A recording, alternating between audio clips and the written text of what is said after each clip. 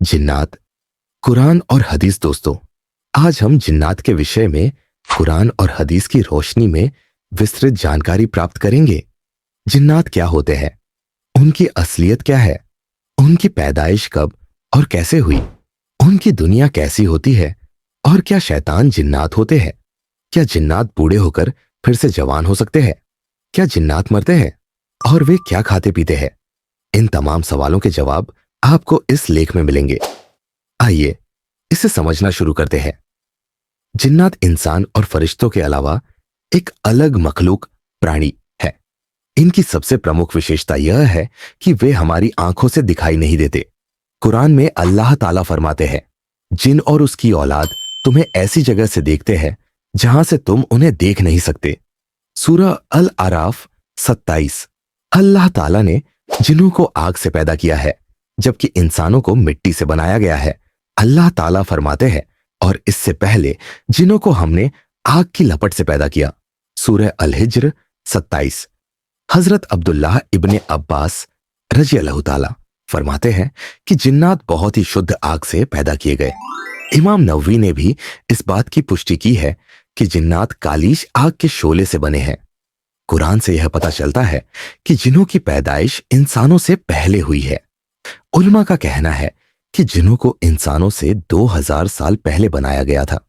जिन्नात और इंसानों में कुछ समानताएं और कुछ भिन्नताएं हैं। दोनों सोचने समझने की सलाहियत रखते हैं। दोनों के पास अच्छे और बुरे रास्ते को चुनने की ताकत है। जिन्नात को आग से बनाया गया है जबकि इंसानों को मिट्टी से। वे इंसानों की नजरों से ओझल रहते हैं। हदीस में जिन्नात की 3 प्रमुख किस्में बताई गई है। हवा में उड़ने वाले जिन्नात, सांप और कुत्तों की शक्ल वाले जिन्नात, जमीन पर सफर और कयाम करने वाले जिन्नात। इसके अलावा कुछ उलमा ने जिन्नात के विभिन्न प्रकारों का जिक्र किया है जो इंसानों के साथ रहते हैं, जो बच्चों को परेशान करते हैं। सबसे ज्यादा खबीस और परेशान करने वाले अत्यधिक शरारती जिन्न शैतान जिन्नों की ही एक किस्म है। कुरान में अल्लाह ताला ने फरमाया है, इब्लीस जिन्हों में से था। सूरह अल कहफ 50। इब्लीस, जो अल्लाह की इबादत में मशहूर था, अपनी तकब्बुर, घमंड और जलन की वजह से अल्लाह की रहमत से महरूम हो गया। इसी वजह से उसे शैतान कहा गया।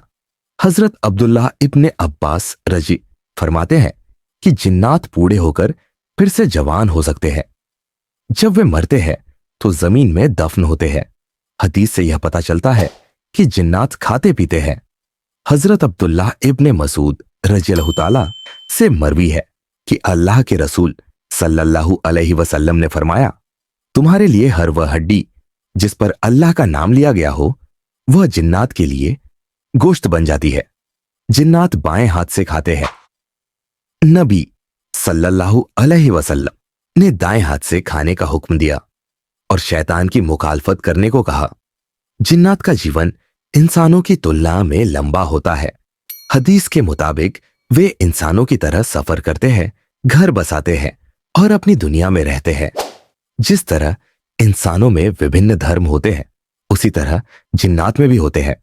कुछ जिन्नात मुसलमान होते हैं जबकि कुछ यहूदी, ईसाई, हिंदू या अन्य धर्मों को मानते हैं। जिन्नात अल्लाह की एक अनदेखी मखलूक है जिनकी अपनी एक दुनिया है। इंसानों की तरह वे भी अल्लाह और उसके रसूल पर ईमान लाने और शरीयत के अहकाम पर अमल करने के लिए जिम्मेदार है। कुरान में अल्लाह ताला फरमाते हैं, मैंने जिन्ना और इंसान को केवल अपनी इबादत के लिए पैदा किया। सूरह अद-धारियात 56। हमें जिन्नात की हकीकत को समझते हुए अल्लाह की इबादत पर ध्यान देना चाहिए और अपनी जिंदगी को इस्लाम के मुताबिक बिताने की कोशिश करनी चाहिए।